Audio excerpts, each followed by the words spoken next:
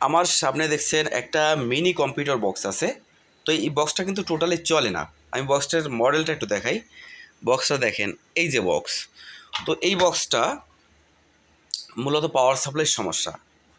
তো এই পাওয়ার সাপ্লাইয়ের সমস্যা হলে আমরা কিভাবে ঠিক করতে পারি আমরা আপনাদেরকে সরাসরি দেখাবো এখন।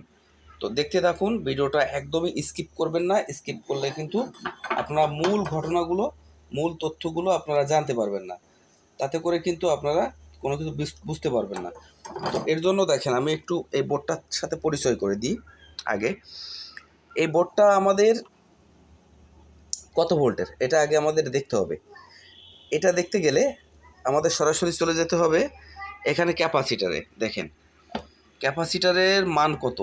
এখানে ক্যাপাসিটার মান লেখা রয়েছে 10 ভোল্ট। মানে সাধারণত 5 ভোল্টের একটা মডুলে 10 ভোল্ট ক্যাপাসিটার থাকবে, ফিল্টার ক্যাপাসিটার, এটাই স্বাভাবিক। তাতে করে আমরা ভোল্টেজটা মেজারমেন্ট করতে পেরেছি যে এত কত ভোল্টের এটা পাওয়ার সাপ্লাই। তো এখন আমরা এখানে 5 ভোল্টের একটা চার্জার, এই 5 ভোল্টের একটা চার্জার লাগিয়ে দেখব যে আমাদের ডিভাইসটা রান হয় কি না। তো এর জন্য কি করতে হবে, আমাদের ক্যাপাসিটারের নেগেটিভ প্রান্তে নেগেটিভ ওয়্যারটা কানেকশন করতে হবে। নেগেটিভ ওয়্যারটা আমরা সরাসরি ক্যাপাসিটারের নেগেটিভে কানেকশন করতেছি।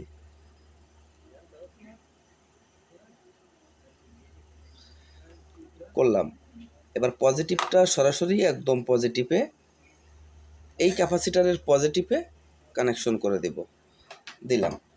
দেওয়ার পরে এবার কি করতে হবে, এবার আমাদের যেটা করতে হবে সেটা হচ্ছে আমাদের একটা এসি কর্ড নিতে হবে। এবার এসি কর্ড, এই এসি কর্ডটা নিয়ে আমরা সরাসরি এই যে চার্জারের মূল যে টার্মিনাল আছে দেখেন, এই মূল টার্মিনালে আমরা এটা জয়েন করে দিব।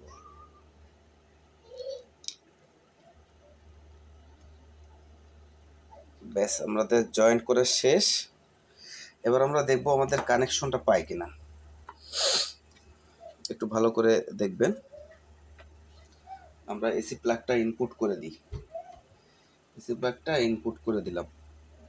এসি প্লাগটা ইনপুট করলাম, করার পরে এবার দেখেন আমাদের ডিভাইসটা কিন্তু গ্লোয়িং দিচ্ছে, দেখছেন এখানে মিউজিকটা চলছে, মানে AUX mode, হ্যাঁ দেখেন সাউন্ড করছে, দেখছেন Bluetooth mode, দেখেন কত সুন্দর।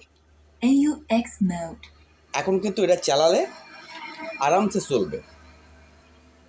দেখেন আমি গ্রিড দিচ্ছি, চলছে। তো এভাবেই কিন্তু একটা কম্পিউটার বক্স বলেন এগুলো কিন্তু আপনারা সার্ভিসিং করতে পারবেন। ভিডিওটা ভালো লাগলে অবশ্যই সাবস্ক্রাইব করেন এবং লাইক কমেন্ট করবেন। ধন্যবাদ সবাইকে।